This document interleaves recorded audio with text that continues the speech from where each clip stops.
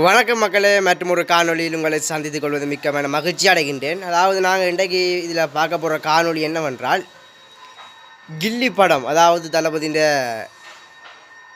புகழ் வாழ்ந்த ஒரு படம் தான் கில்லி படம். அந்த படம் இன்றைக்கு 20 வருடம் கழித்து சிறப்புமிக்க பல்வேறுபட்ட திரையரங்கில் மேடை ஏற்றப்படுகின்றது. தளபதிக்கு ஒரு பெயர் சேர்த்த ஒரு படம் இந்த கில்லி படம்.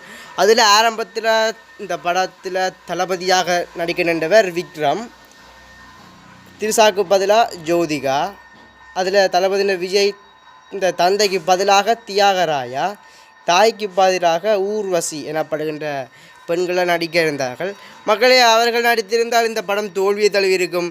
இதில் தளபதி விஜய் நடித்திருந்தபடியால் இந்த படம் பல்வேறுபட்ட வெற்றியை பெற்றிருக்கின்றது. நன்றிகள், வணக்கம்.